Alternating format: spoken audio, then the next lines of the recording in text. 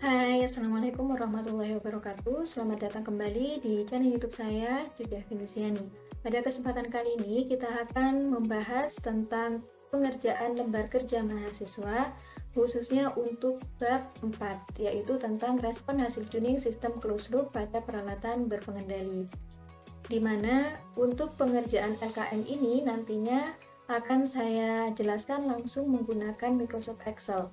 Jadi kita langsung saja ke Microsoft Excel-nya karena berdasarkan masukan dari beberapa mahasiswa lebih mudah katanya jika melakukan penjelasan tentang simulasi pengerjaan LKM itu jika menggunakan Microsoft Excel secara langsung. Maka dari itu di kesempatan kali ini saya akan menjelaskan lembar kerja mahasiswa, cara mengerjakannya seperti apa di Excel secara langsung. Jadi nanti untuk bab 4 ini mahasiswa akan diberikan suatu LKM seperti biasa ya. Di sini ada lembar kerja mahasiswa dan nama praktikumnya, kemudian ada nama modulnya. Modulnya adalah modul 4 yaitu tentang respon hasil tuning sistem closed loop pada peralatan berpengendali. Kemudian ada peralatan yang digunakan. Peralatan yang digunakan ini bisa pengendali suhu, pengendali flow rate, pengendali tekanan ataupun pengendali aras. Nah, yang saya contohkan di sini adalah pengendali suhu. Seperti yang telah kita bahas pada video sebelumnya, bahwa untuk pengendali suhu biasanya di situ menggunakan rule Ziegler-Nichols, di mana untuk rule Ziegler-Nichols di situ ada suatu tahapan yaitu penentuan kondisi kritis. Nah, di dalam LKM kalian langsung diberikan suatu data tentang kondisi kritisnya, di mana di situ diberikan informasi bahwa hasil pengamatannya itu dilakukan pada PB ketika kritisnya yaitu nilainya sekian dengan SP1 dan SP2-nya sudah diketahui ya. Jadi yang ditentukan nanti apa? Yang diminta dilakukan oleh mahasiswa itu adalah menentukan PC-nya ya. Kan untuk metode Ziegler-Nichols karakteristik yang perlu diketahui selain PPC itu adalah PC atau periode ketika titik kritisnya. Maka dari itu, dari nilai PBC ini didapatkan data pengamatan yang seperti ini. Tugas kalian adalah menentukan berapa nilai PC-nya. Yang selanjutnya nanti dari nilai PC tersebut kalian akan gunakan untuk menghitung parameter tuningnya. Di mana parameter tuning untuk Ziegler-Nichols sudah ada ketentuannya baik untuk nilai KC, tau I, dan tau D pada pengendali P, PI maupun PID seperti itu. Nah, sebenarnya ketika kalian melakukan praktikum secara langsung di dalam lab, itu data kritis ini tidak langsung kalian dapatkan.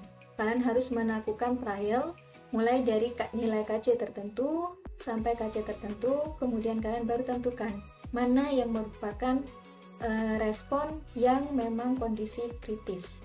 Seperti yang telah kita pelajari bahwa untuk kondisi kritis dan tidak kritis itu ditetapkan ketika kita melihat hasil responnya.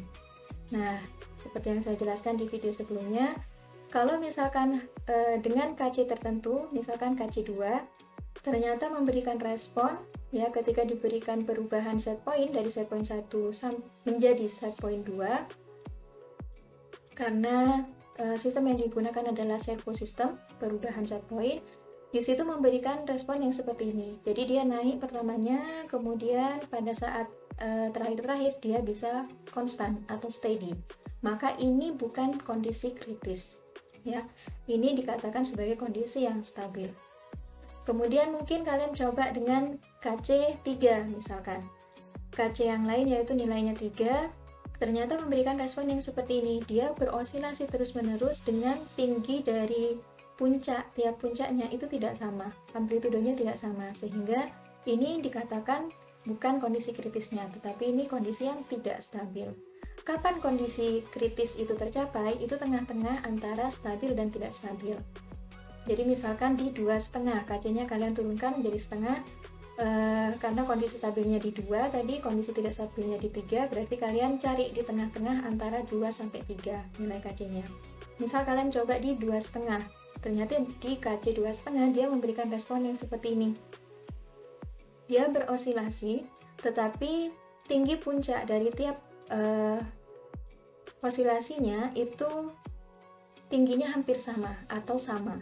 Maka dari itu, itulah yang dikatakan sebagai kondisi kritis. Jadi itu yang kita tetapkan sebagai nilai kondisi kritisnya dengan Kc sama dengan 2.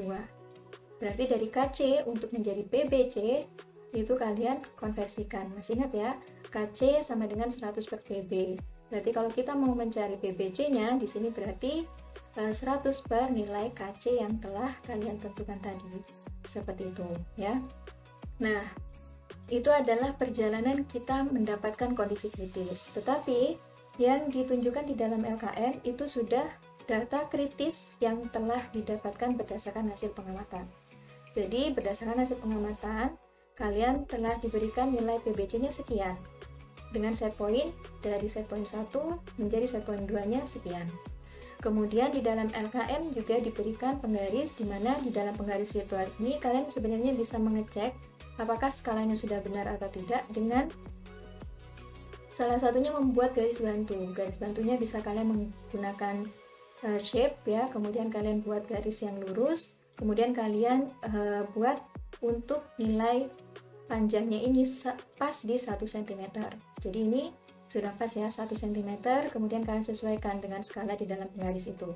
Kalau belum sesuai, kalian bisa perlebar ya ataupun perkecil seperti itu. Pokoknya disesuaikan, oke? Nah, kalau misalkan penggarisnya sudah sesuai, maka langkah selanjutnya yang kalian bisa lakukan adalah membuat grafik. Grafik apa? Grafik kurva respon untuk mendapatkan kondisi ini, penentuan PC nantinya pada kondisi kritis ini. Jadi, grafik yang bisa kalian buat itu antara apa? Karena di sini kurva respon, berarti sumbu Y-nya itu adalah PV, sumbu X-nya adalah waktu. Nah, di sini dalam penggambaran grafik itu karena ini datanya sangat banyak ya, sampai di sekon ke 393 ya, karena datanya sangat banyak, maka dalam menggambarkan grafik yang lebih cepat mungkin ya, atau kalian mungkin punya cara yang lebih cepat lagi, tapi saya coba contohkan ya salah satu cara yang menurut saya lumayan cepat ketika kalian ingin membuatkan grafik. Kalian bisa membuat grafik yang T dari 0 sampai yang kolom ke pertama. Jadi T terhadap PP nya ini kalian blok, kemudian kalian insert untuk scatter, misalkan yang pilih yang seperti ini. Nah, ini sudah ada, tetapi ini masih belum selesai. Di sini masih sampai 101, padahal datanya sampai 393 ya. Sebelum kita melakukan yang lain, yaitu menginput data yang lainnya yang sampai 393, kita bisa memilih terlebih dahulu jenis grafik yang ingin kita pilih. Jadi agar memudahkan nantinya dalam perhitungan skalanya, kalian bisa pilih yang seperti ini. Nah, kemudian ini kan ada garisnya yang seperti ini untuk mengetahui linearitas. Karena di sini bukan untuk mengetahui linearitas, maka kalian bisa del garis tersebut. Sheetnya juga, seriesnya kalian juga del. Nah, setelah seperti ini, kalian bisa melakukan pelebaran ya, terserah kalian mau dilebarkan seberapa.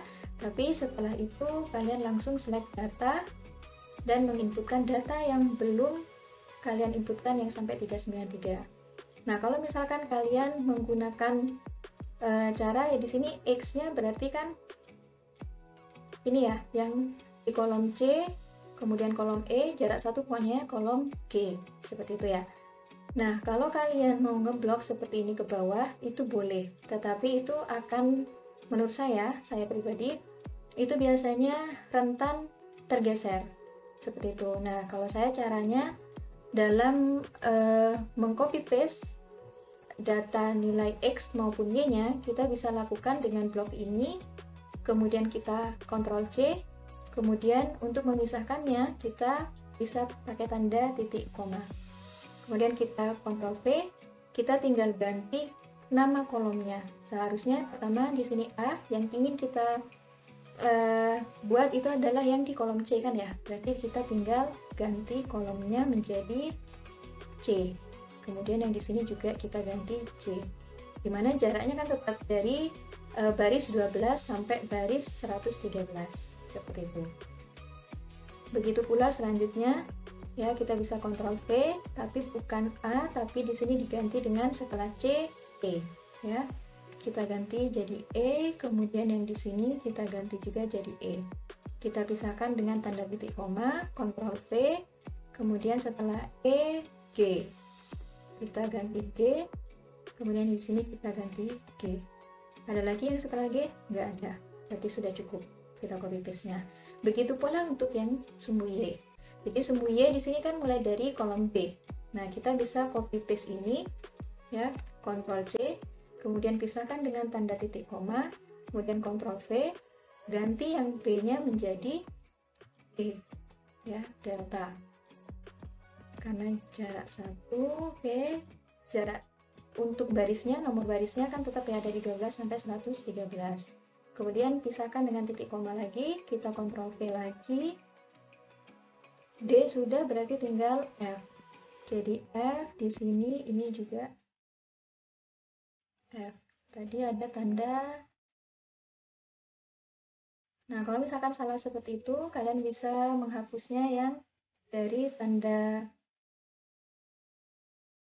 titik koma, ya, agar tidak keliru semuanya. Ini bisa dihapus, kemudian Ctrl V, di mana kita bisa mengetahui bahwa di sini itu sebenarnya tadi kolom D sudah berarti F, ya. Kolom F, kemudian yang di sini kolom F. F sudah berarti tinggal kolom H. Di sini kolom H berarti H. Ini juga H. Kalau sudah, bisa kita oke. Kemudian setelah oke, kita lihat hasil dari grafiknya. Nah, hasil grafiknya seperti ini, ya. Nah, kemudian kita bisa melakukan pemberian nama, ya, title untuk sumbu Y-nya apa, sumbu X-nya apa. Kemudian di sini kotaknya sudah sesuai atau tidak. Kemudian kalian cek untuk satu kotak di sumbu X itu mewakili skala berapa, gitu ya. Misalkan kotaknya itu benar-benar persegi, ya. Kalau belum persegi, kalian bisa membuatnya menjadi persegi. Di sini ada 50, berarti skala tiap kotaknya ini merupakan 10, ya, untuk sumbu X. Untuk sumbu Y-nya di sini hati-hati dari 42 menjadi 42,5, berarti satu kotak di sini adalah 0,1. Kemudian agar di sini tidak terlalu lebar, bisa kita format axis-nya, ya. Format axis-nya misalkan di sini cuma pengennya sampai 400, berarti kalian bisa di maksimumnya ini kalian ganti menjadi 400, ya. Nah, jadi seperti ini, lebih rapi, seperti itu, ya. Kemudian setelah mendapatkan grafik seperti ini, apa yang kalian lakukan? Nah, kalian bisa melihat sebenarnya dari sini sebenarnya untuk grafik ini dia merupakan kondisi kritis. Kenapa kondisi kritis? Awalnya di sini bukan kritis, yang masih ada kenaikan, kemudian dia turun, tetapi setelah itu dia tidak bisa konstan, dan nilai ketinggian di tiap puncaknya setelah dari puncak ketiga, ya, berarti puncak 4 dan seterusnya, dia cenderung hampir sama. Makanya ini dikatakan sebagai kondisi kritisnya. Seperti itu. Kalau kondisi stabilnya bagaimana? Kalau kondisi stabil dia naik, kemudian pada kondisi tertentu dia bisa stabil. Kalau di situ kondisi tidak stabilnya seperti apa? Kondisi tidak stabil dia akan naik, turun, naik, turun, naik, turun, dengan tinggi tiap puncaknya itu tidak sama, ya, jauh berbeda.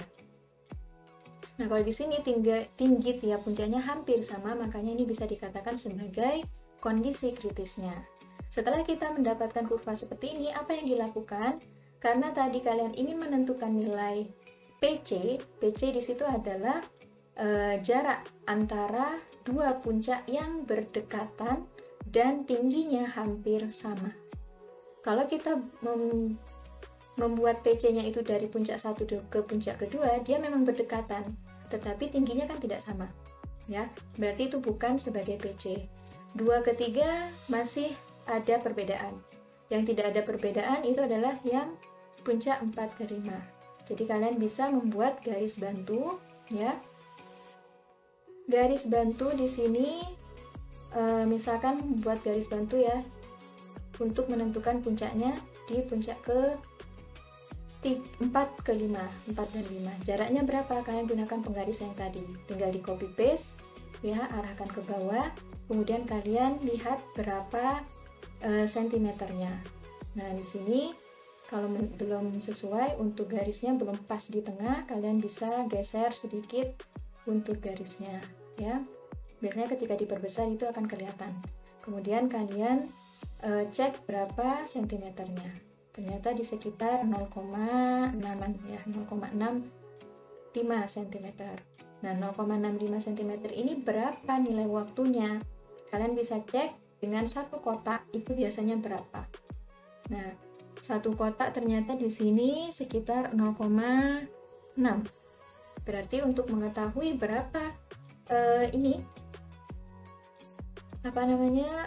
jarak antara puncak 4 ke 5 atau PC-nya, itu berarti kalian bisa menggunakan 0,65 ya, dibagi dengan untuk satu kotak itu adalah 0,6. Dengan skalanya untuk satu kotak tadi itu adalah 10 ya, 10, 20, 30, 40, 50 ya, berarti dikalikan dengan 10. Nah, kalian bisa mendapatkan ternyata nilai PC-nya adalah sekitar 10,8, satuan yang disesuaikan. Itu adalah penentuan PC. Nah, penentuan PC ini kalian taruh di mana? Kalian taruh di sini, di A. Ini tadi grafik kondisi kritisnya kalian masukkan ke sini ya. Kemudian kalian, nah ini PC-nya kalian masukkan ke sini, langsung sama dengan berapa per berapa tadi, kalikan berapa skalanya. Kemudian PC-nya tinggal kalian sama dengan kan ya, dengan yang di atas tadi yang diketahui dari hasil pengamatan, sama dengan ini ya. Nah, PC-nya hati-hati satuannya. Oke. Setelah mendapatkan PBC dan PC, kalian tentukan untuk controller yang digunakan adalah P, PI, dan PID. Kalian masukkan bagaimana rumus untuk PB, KC, tau I, dan tau D untuk masing-masing controller dengan menggunakan metode Ziegler-Nichols. Ya, kalau kalian lupa atau seperti apa, kalian bisa mengeceknya di dalam modul ya. Di dalam modul itu biasanya ada yang seperti ini. Jadi untuk ini apa, PB, kemudian tau I dan tau D-nya itu kalian sesuaikan. Jadi di sini kalian nanti tulis sama dengan 2 kali PBC, berarti 2 kali arahkan ke PBC-nya berapa nilainya. Oke, kemudian di enter. Begitu pula untuk PI dan PID. Kemudian KC-nya berapa? Kalian tinggal sama dengan kan. Ingat persamaannya KC itu adalah 100 per PB. 100 per nilai PB arahkan ke sini. Oke.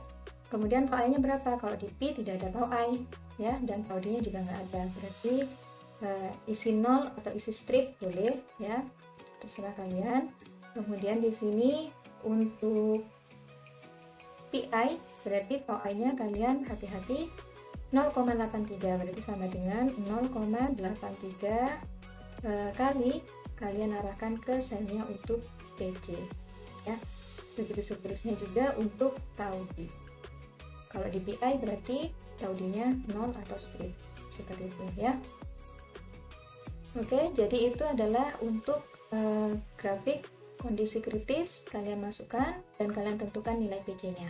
Oke, bisa dipahami ya. Kemudian setelah kalian menentukan kondisi kritisnya, hasil perhitungan P, PI, dan PID untuk parameter tuningnya yaitu PB, tau I, dan tau D, ini nanti kalian masukkan untuk kalian lakukan percobaan ya, lakukan percobaan dengan P controller, PI controller, dan PID controller. Dengan nilai PB-nya, ini berapa nilai PB-nya? Kalian tinggal samakan dengan yang di sini. Ya. Kemudian yang tau A-nya juga sama dengan yang di parameter ini. Harus disamakan. Agar apa? Ketika ada satu perubahan di nilai PB dan PC-nya, semuanya yang di sini berubah, di P, PI maupun PID juga akan ikut berubah. Ya. Jadi di sini P itu perlu adanya input PB, tau I, dan tau B. PI juga sama. Nanti kalian inputkan juga nilai PB, tau I, dan tau D. Di PID juga sama. Kalian harus menginputkan nilai PB, tau I, dan tau D. Ini tinggal kalian sama dengankan di kondisi kritis. Ya, PB-nya berapa untuk PID, kemudian tau I-nya berapa untuk di PID. Ya, kemudian tau D-nya berapa untuk di PID, seperti itu. Oke, setelah mendapatkan atau menyamadengankan parameter kritisnya, biasanya di dalam LKM itu sudah ditentukan nilai SP untuk 40 sampai 45 misalkan, seperti itu. Data pengamatannya yang diperoleh adalah seperti ini, gitu. Tapi sebenarnya kalau di dalam praktikum nantinya itu kalian setelah mendapatkan parameter PB, tau I, dan tau D, ini kalian masukkan ke dalam komputer di tiap alat pengendali, kemudian kalian run sendiri ya dengan perubahan SP yang telah ditentukan. Misalkan dari 40 ke 45. Kalian lihat bagaimana hasil responnya. Biasanya hasil responnya itu kalian buatnya nanti membuat grafik ya yang menghubungkan antara PV sebagai sumbu Y dan T sumbu X-nya. Nah, di sini karena kita secara daring, maka data T terhadap persen PV-nya itu sudah tersedia untuk nilai PB berdasarkan hasil perhitungan yang kalian kerjakan di kondisi kritis ya. Di sini kalian tentukan telah mendapatkan T dan persen PV, kalian tentukan gambar grafiknya. Sama seperti tadi penggambaran grafik, jadi dari 0 ya ke PV sampai di kolom pertama untuk T dan PV, kalian buatkan grafik ya. Kemudian setelah itu kalian edit untuk X-nya ditambahkan untuk yang kolom C, E, dan G. Kemudian PV-nya sebagai sumbu Y juga perlu diedit, ditambahkan untuk kolom D, F, dan H. Oke, setelah mendapatkan seperti itu, sama J juga ya. Setelah mendapatkan grafik, ternyata grafiknya yang diperoleh seperti ini ya. Nah, coba saya perkecil biar kelihatan semua. Nah, ternyata grafiknya seperti ini untuk T controller. Kemudian setelah mendapatkan grafik seperti ini, kan kalian copy paste grafik ini atau kalian letakkan grafik ini di dalam A1 ya kan. Nah, nanti setelah di A1, di A2 kalian diminta untuk menentukan parameter tuning ya. Analisis terhadap responnya, kemudian nanti dibandingkan terhadap tujuan tuningnya apakah sudah tercapai atau tidak di kesimpulan ya. Untuk analisis parameter respon hasil tuning, kalian perlu menentukan nilai overshoot, decay ratio, peak time, rise time, response time, period of oscillation, dan offset. Kita bahas satu persatu dari decay ratio. Dari overshoot. Overshoot yang dimaksud itu adalah ya persamaannya kan B per A kalau nggak salah. A per B. A per B, atau di situ di sini jarak yang dari mana? Jarak dari puncak ya, puncak ke nilai akhirnya. Nah, maka dari itu karena ini grafiknya panjang, saya sarankan kalian membuat garis bantu. Garis bantu ini kalian kasih warna yang berbeda antara berapa set pointnya dengan nilai akhir ya. Jadi di sini kan set pointnya dari SP2-nya yaitu 45 ya. Jadi SP2-nya itu ada di 45, saya beri warna merah untuk SP ya. Kemudian untuk nilai akhirnya, nilai akhir itu saat kapan? Saat dia kita anggap sudah steady, ya, tidak akan berubah lagi. Jadi saya beri garis bantu yang berwarna hijau, ya. Untuk apa? Untuk kita memudahkan berapa menghitung berapa nilai A dan B-nya. A itu dari mana? Dari nilai akhir yang berwarna hijau ini sampai ke puncak pertama. Itu berapa nilainya? Jadi puncaknya itu adalah 45,4 dikurangi dengan yang di bawah ini, nilai akhirnya itu dinilai 4,3. Jadi dikurangi nilainya itu sebagai nilai A. Jadi 45,4 dikurangi dengan 44,3 sampai batas ini, ya. Kemudian B-nya itu dari mana? B-nya itu adalah dari nilai akhir, ya, dari nilai akhir. Nah, dari nilai akhir di sini sampai ke bawah. Bawahnya bukan ke 0, tetapi ke nilai awal yang mulai dia naik. Jadi di sini nilai awalnya itu adalah di nilai sekitar 41,7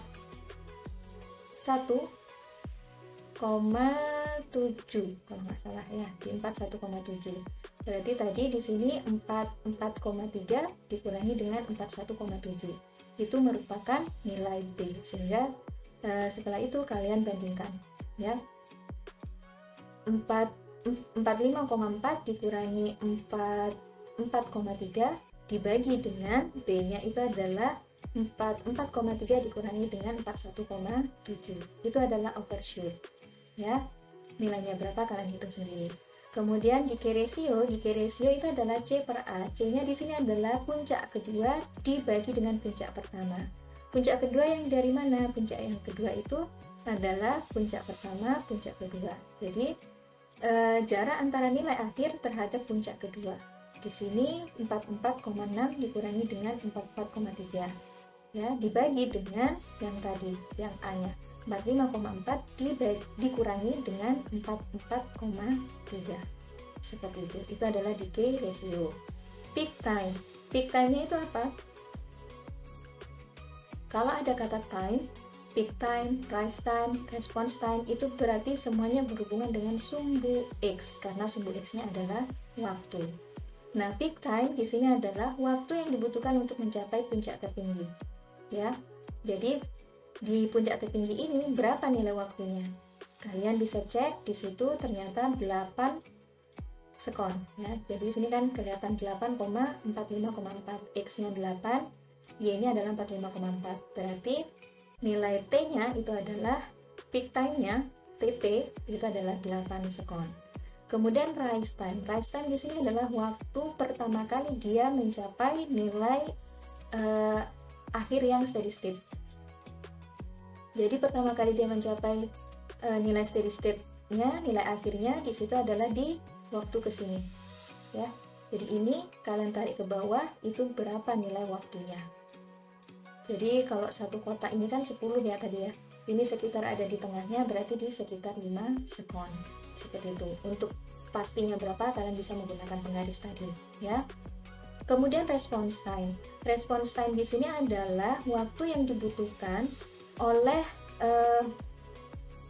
respon yang dimana nilainya itu sekitar toleransi yang ditetapkan. Misalkan kita menetapkan toleransinya, perbedaannya jangan terlalu jauh. Misalkan kita mengasumsikan dikatakan sebagai konstan itu di nilai perbedaannya 0,02, misalkan seperti itu. Jadi di sini tadi 44,3 di nilai 44,4 berarti 0,1 ya. 0,1 itu sudah kita anggap sebagai konstan. Nah, berapa response time-nya? Itu kita tinggal lihat di yang nilainya di 44,4 ini. Kita lihat berapa waktu yang dibutuhkan ketika hampir dia kita anggap sebagai steady, ya. Itu adalah waktunya, yaitu sekitar 429, atau kalau misalkan sebelumnya sudah ada yang dinilai 44,4 dengan pola yang sama dari puncak-puncaknya, itu bisa kita anggap sebagai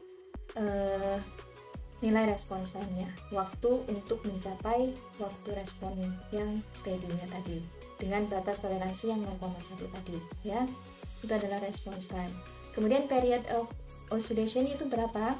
Period of oscillation itu adalah, kalau kita cek ya, period of oscillation itu adalah jarak antara puncak satu ke puncak kedua ya.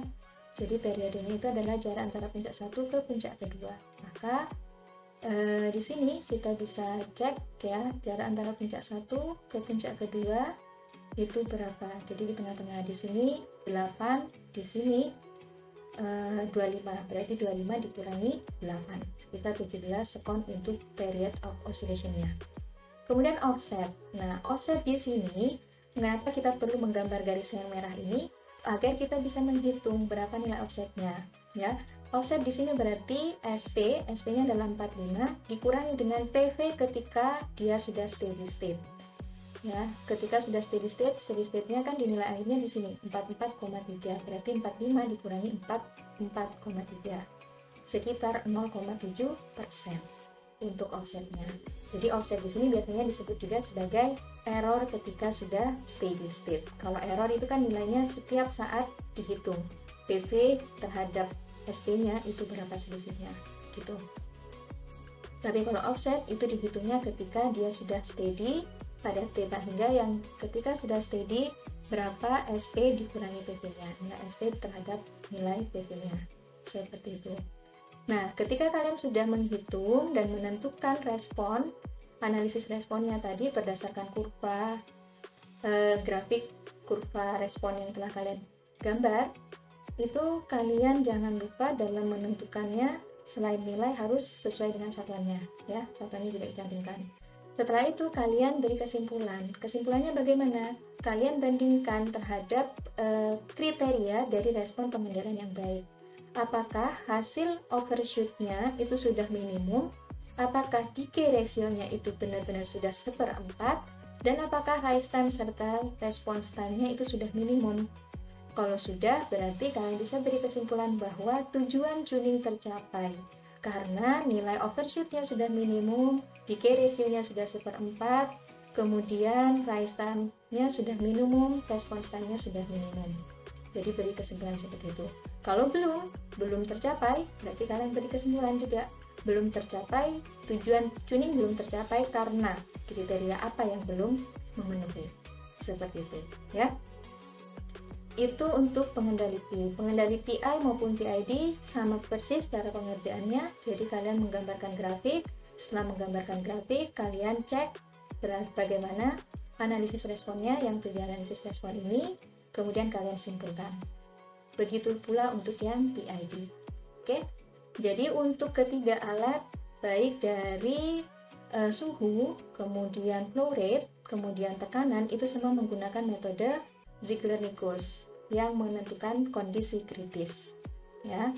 Sedangkan untuk level nantinya menggunakan IMC.